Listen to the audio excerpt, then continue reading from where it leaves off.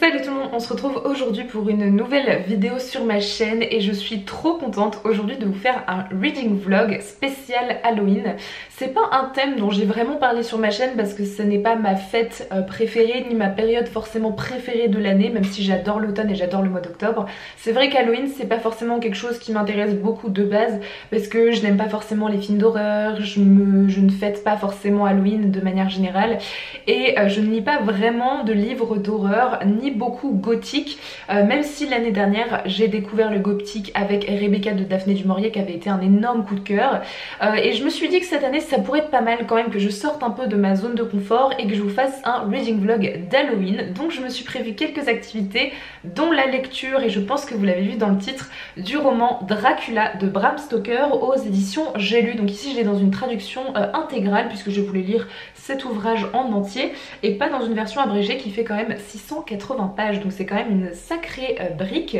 Le jour où je vous parle, on est le lundi 24 octobre, donc on est une semaine avant le 31 et la nuit d'Halloween. Donc je me suis dit que je pouvais lire ce livre en une semaine sans trop de soucis, essayer de vous publier ce reading vlog pour le 31 octobre. Il faut savoir que dans les classiques un peu de la littérature d'horreur, de l'imaginaire, qui sont un peu typiques de Halloween et des frissons, j'ai déjà lu Frankenstein de Mary Shelley qui n'avait pas été une grande réussite. Malheureusement j'avais pas vraiment accroché à ce livre. Est-ce que c'est parce que je l'ai lu en anglais ou est-ce que c'est vraiment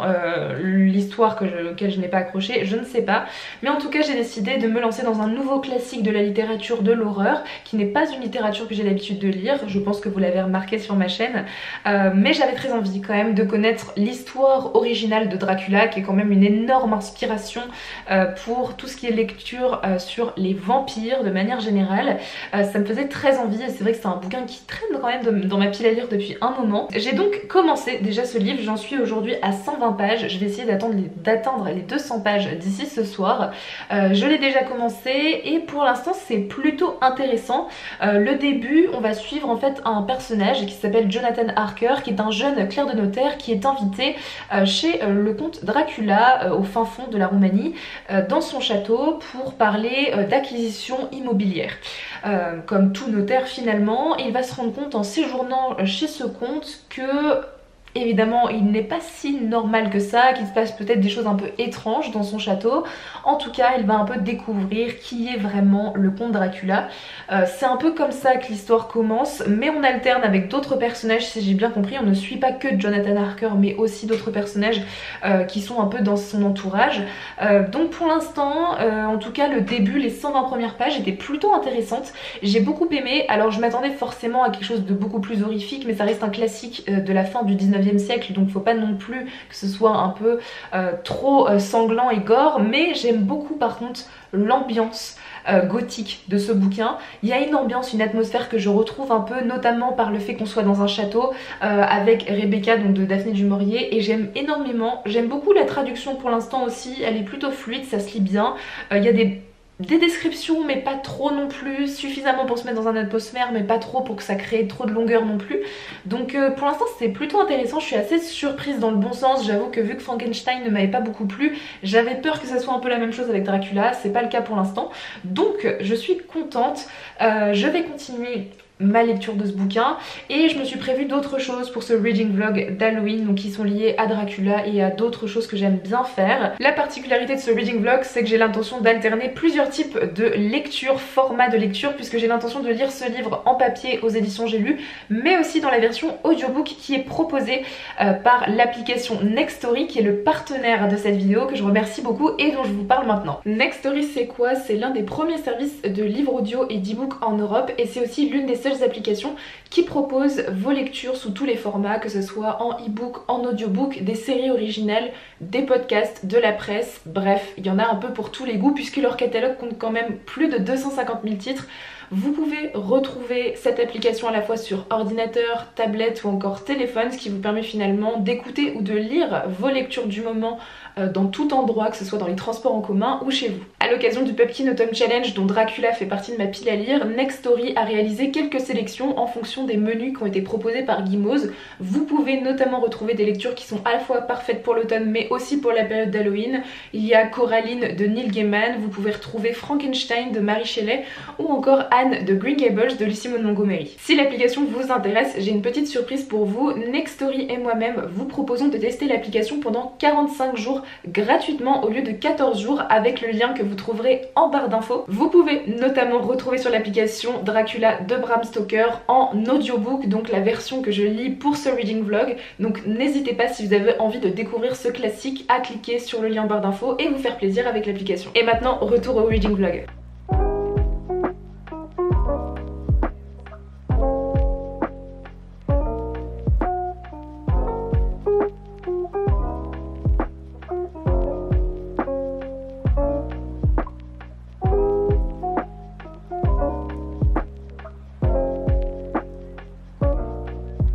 Je vous retrouve, on est le mercredi 26 et donc j'ai bien avancé dans Dracula puisque je suis à presque 300 pages de l'ouvrage de Bram Stoker. J'avais envie de vous donner un peu mon avis pour le moment puisque j'atteins presque la moitié de ce livre. Pour l'instant je trouve ça plutôt intéressant. En l'occurrence il y a pas mal de rythme puisqu'on alterne avec le point de vue de plusieurs personnages, ce à quoi je ne m'attendais pas forcément. On suit évidemment Jonathan Harker pendant les 100 premières pages de ce bouquin, mais par la suite on va suivre d'autres personnages qui sont liés à Jonathan, notamment sa fiancée Mina, mais aussi son amie Lucy,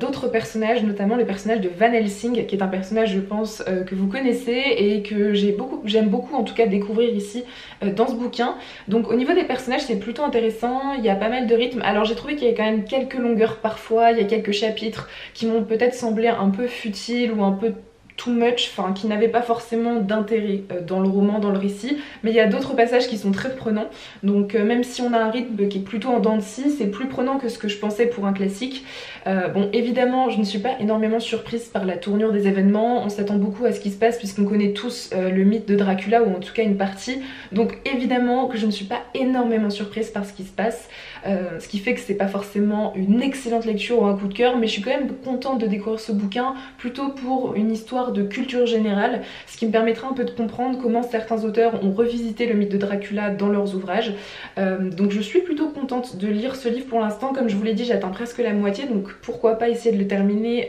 avant le lundi 31 pour pouvoir vous publier la vidéo à temps. J'ai donc fait un petit peu mes recherches sur les inspirations de Bram Stoker et un peu son processus d'écriture et comment il a fait devenir Dracula un best-seller mondial. Il faut savoir que Bram Stoker il s'est inspiré pour son roman de pas mal de légendes d'Europe centrale, mais surtout des écrits d'un certain Vlad Tepes, qui est surtout connu sous le nom de Vlad l'Empaleur, qui est un prince roumain du 15e siècle. Alors il faut savoir que cet homme s'appelait Dracula, c'était une sorte de surnom puisqu'il était le fils de Vlad de Dracul, donc finalement c'était une question de famille, et Dracul en roumain veut dire dragon. Vlad l'Empaleur était à l'époque le dirigeant de la Valachie, qui est une région traditionnelle du sud de la Roumanie, et c'est donc de ses écrits que s'est inspiré notamment Bram Stoker pour créer le personnage de Dracula. Pour ce qui est du processus d'écriture et surtout de publication de cet ouvrage, c'est assez intéressant parce que Bram Stoker, quand il a essayé de présenter cet ouvrage à des maisons d'édition et à des éditeurs, on l'a refusé puisqu'il présentait ce livre comme étant plutôt de la non-fiction. Il voulait inscrire ce livre dans la réalité. Pour lui c'était des choses qui étaient réelles et c'était assez incompréhensible à l'époque pour beaucoup d'éditeurs. Notamment aussi ça n'a pas voulu être publié puisqu'à l'époque de la publication de ce livre, on a surtout un certain Jack l'Éventreur qui sévit encore dans la société londonienne et beaucoup d'éditeurs ne voulaient pas traumatiser le public. C'est pourquoi il y a une partie en fait de Dracula qui a été coupée puisque il fallait éviter finalement de rajouter de l'anxiété à l'ambiance de l'Angleterre de l'époque. Alors le roman il a quand même été publié le 26 mai 1897 après avoir subi énormément de modifications et de coupures, mais il faut savoir que très récemment en 2018 l'arrière-petit-neveu de Bram Stoker, donc Doug Stoker, a décidé de publier un livre qui s'appelle Dracul et qui se concentre davantage sur Bram Stoker lui-même, son enfance et toutes ses pensées vis-à-vis de Dracula, ce qui inscrit finalement son ouvrage dans de la non-fiction, donc quelles ont été son histoire familiale, ses traumatismes éventuels, et en fait il est retombé sur des anciens écrits de Bram Stoker qui explique un petit peu d'où lui vient son inspiration pour cet ouvrage et en quoi finalement Dracula était un véritable cauchemar pour l'auteur. Finalement, ce nouvel ouvrage il permet de voir un peu ce qui a poussé Bram Stoker à écrire Dracula, mais ça rejoint finalement son idée originale qui était d'inscrire ce livre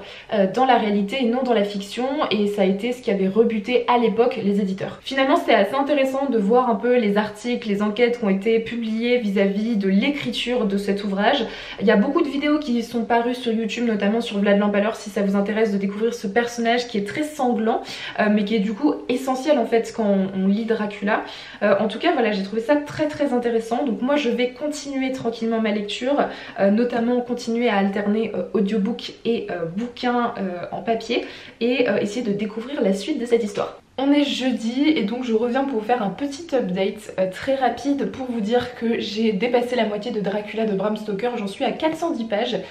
donc j'avance plutôt bien grâce notamment et surtout à l'audiobook qui me permet de faire beaucoup d'autres choses puisque j'ai pas mal de choses à faire en ce moment, tout en écoutant le bouquin qui n'est pas très compliqué à comprendre, donc c'est pas plus mal. Donc il me reste 270 pages je crois, un truc comme ça, donc je vais essayer de le finir d'ici la fin de la semaine, je pense que c'est faisable. En attendant, vu que c'est Halloween dans pas très longtemps, mais surtout qu'on est dans la période automnale, que serait un reading vlog sans que je vous montre un peu de bouffe forcément, j'avais envie depuis un moment de tester la recette de la pumpkin pie. Je n'ai jamais mangé de pumpkin pie, je n'en ai jamais fait et j'avais très envie d'en faire une et de tester, donc je suis allée acheter quelques ingrédients pour la faire. Je vais voir ce que ça donne et vu que j'avais pas forcément envie de vous faire des cookies spécial Halloween ou des trucs comme ça que je ne mangerai pas puisque je n'aime pas vraiment les biscuits, je me suis dit vaut mieux que je fasse quelque chose qui me plaise ou qui me tente depuis un moment. Et bon, je pense que la pumpkin pie c'est un peu le dessert à l'américaine de l'automne parfait, donc j'ai très envie de tester ça et je vais écouter évidemment Dracula tout en cuisinant.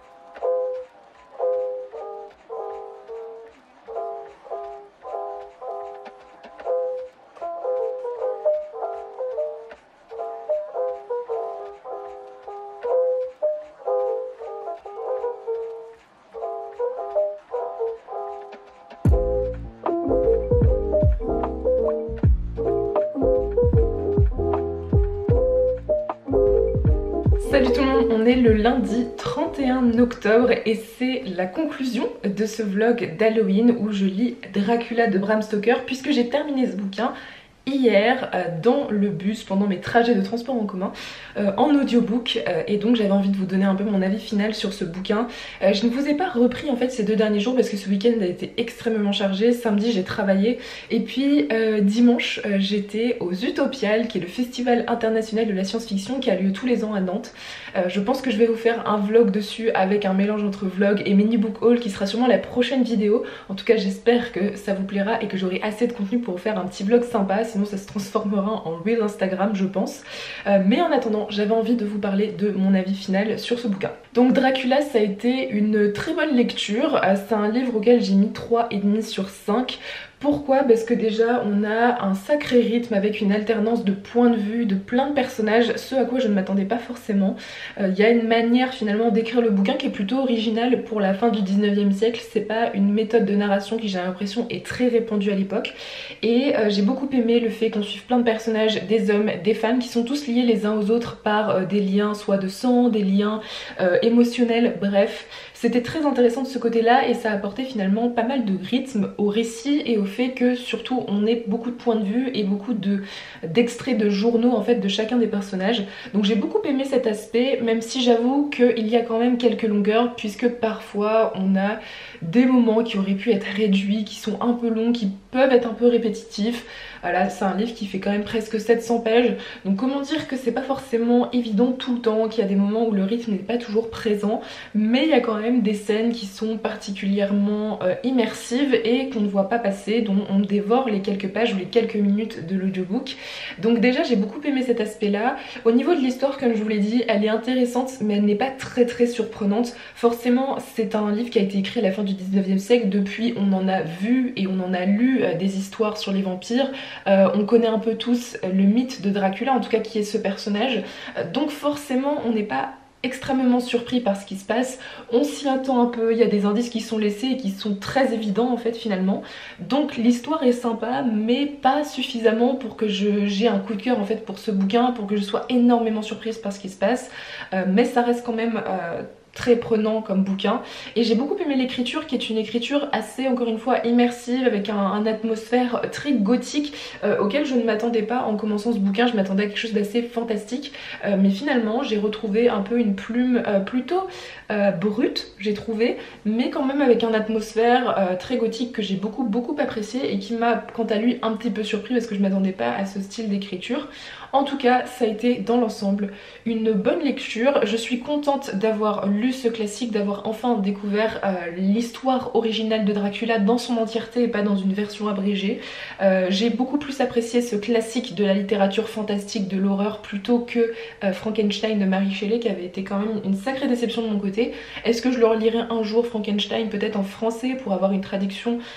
et peut-être être un peu plus immergée dans l'histoire, je ne sais pas trop. En tout cas j'ai beaucoup aimé cette histoire, je trouve que c'est un bon classique, que ça met finalement des bases pour toutes les inspirations qu'on a aujourd'hui pour les romans sur les vampires et je ne regrette absolument pas de m'être plongée dans ce classique pour ce reading vlog d'Halloween. J'espère sincèrement que ce reading vlog un peu thématique vous a plu, en tout cas moi j'ai pris du plaisir à le faire. Ça m'a aussi permis de découvrir l'expérience du livre audio puisque je n'avais jamais écouté de livre audio avant, donc je remercie Nextory de m'avoir permis finalement d'écouter Dracula en livre audio. Si vous êtes toujours intéressé par l'œuvre de Nextory, évidemment vous pouvez retrouver le lien dans ma barre d'infos. On vous a concocté encore une fois une offre de 45 jours de test de l'application au lieu de 15 jours, donc gratuitement, donc n'hésitez pas à aller y jeter un coup d'œil si vous avez vous aussi envie de lire des lectures automnale, n'hésitez pas, il y a de quoi faire et il y a quand même pas mal de livres que j'ai déjà lus qui sont disponibles sur l'application. En attendant, je vais retourner à mon montage puisque j'aimerais que cette vidéo soit publiée ce soir pour le jour